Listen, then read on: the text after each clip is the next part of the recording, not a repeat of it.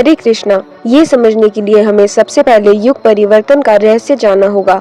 शास्त्रों के अनुसार 4 युग है, हम सभी जानते हैं, सतयुग, त्रेता युग, द्वापर युग और कलयुग। तो ये चारों युग कितने साल चलते हैं, पहले ये समझ लीजिए। कलयुग जिसमें अभी हम जी रहे हैं, उसकी अवधि है 4,32,000 वर्ष।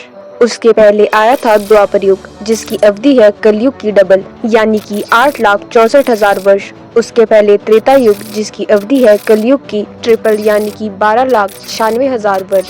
और पहला युग था सतयुग, जिसकी अवधि थी कलयुग के 4 टाइम्स, यानी कि 17,28,000 वर्ष। तो ये सब का टोटल कर लेंगे तो आ जाएगा 43,20,000 वर्ष। ये 4 युग का एग्जैक्ट, यानी कि सतयुग प्लस द्वापर प्लस त्रेता प्लस कलयुग का टोटल मिला के एक महायुग कहलाता है।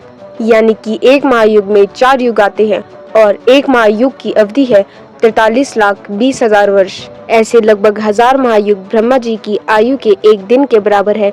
क्योंकि भूलोक और ब्रह्मलोक के टाइम सर्कल अलग अलग है, तो ब्रह्मा जी का एक दिन यहाँ के 1000 महायुग यानी कि 432 करोड़ वर्ष के बराबर है। 1000 महायुग है और 1000 महायुग में 1000 द्वापर युग है और हर द्वापर युग में भगवान कृष्ण अवतरित होते हैं और ये सभी कृष्ण भगवान विष्णु के अवतार के रूप में अवतरित होते हैं। कहा जाता है ब्रह्मा जी के एक दिन में, यानी कि 1000 महायुग में सिर्फ और सिर्फ एक महायुग ऐसा आता है जब जो कृष्ण अवतरित होते हैं वो भगवान विष्णु के अवतार नहीं बल्कि स्वयं महाविष्णु आते हैं।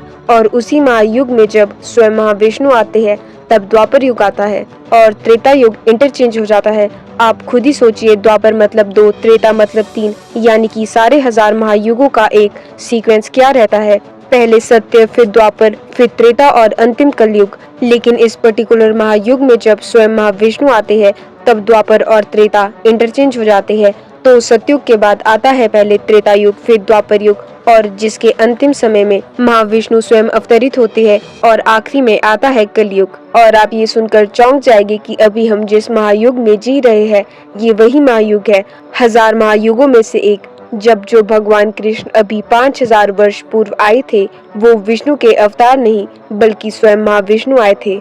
इसीलिए हम आज श्री कृष्ण को परम भगवान मान के उनकी भक्ति करते हैं। आशा है कि आपको यह रहस्य अच्छी तरह से समझ में आया होगा। ऐसी जानकारियों के लिए हमारे YouTube चैनल को सब्सक्राइब करना ना भूलें।